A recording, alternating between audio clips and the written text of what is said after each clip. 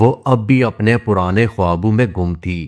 انہی یادوں میں ایک چہرہ زندہ تھا۔ وہ چہرہ احمد کا تھا۔ احمد اس کا پرانا عاشق۔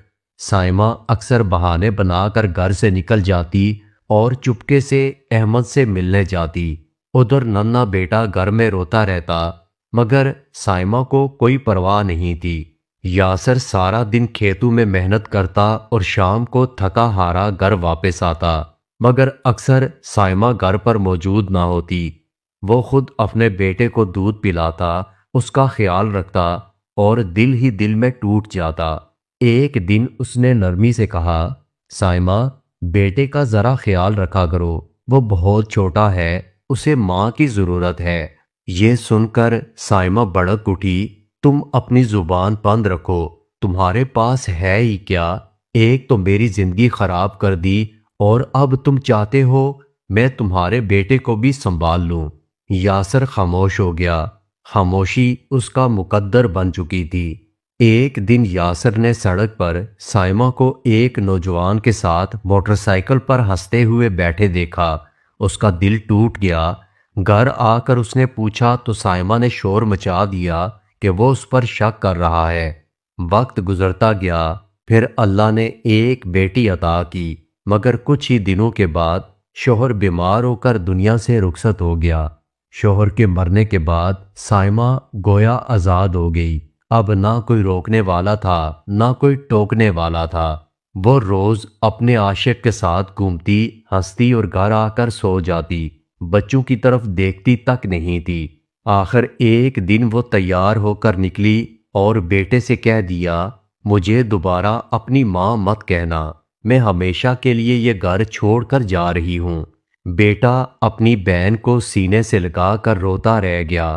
سائمہ احمد کے ساتھ چلی گئی، اس خیال میں کہ اب اسے آسائش ملے گی، مگر نکاح کے 2 دن کے بعد ہی احمد کے کھیت میں آگ لگ گئی، سب کچھ تباہ ہو گیا۔ وہ مجبوراً ایک چھوٹے سے گھر میں آ چکا تھا۔ جھگڑے شروع ہوئے، برسوں گزر گئے، مگر اولاد نہیں ہوئی۔ احمد نے سائمہ کو بانجھ کہا اور آخر دوسری شادی کر لی۔ ایک دن اس نے سائمہ کو گھر سے دھکے دے کر نکال دیا۔ اب سائمہ سڑکوں پر بھیک مانگنے لگی۔ ایک دن اس نے سوچا اپنے گاؤں واپس جائے۔ جب وہ اپنے پرانے گھر پہنچی، وہاں ایک بہت خوبصورت مکان کھڑا تھا۔ لوگوں سے معلوم کیا تو پتہ چلا اس کے بیٹے اور اس کی بہن ماریا کا گھر ہے، جو اب امیر اور بہت کامیاب ہیں۔ وہ کانپتے ہاتھوں سے دروازہ بجانے لگی۔ چھوٹی بیٹی دروازہ کھولتی ہے اور اسے پہچانے بغیر روٹیاں اور سکے دے دیتی ہے اور کہتی ہے، اللہ آپ کو آسانی دے اماں۔ سائمہ کے آنسو بہنے لگتے ہیں۔ اسی وقت بیٹا بھی گھر آتا ہے، مگر وہ اسے پہچان نہیں پاتا۔ سائمہ سڑک کنارے بیٹھ کر روتی ہے، کاش میں اپنے بچوں کو نہ چھوڑتی۔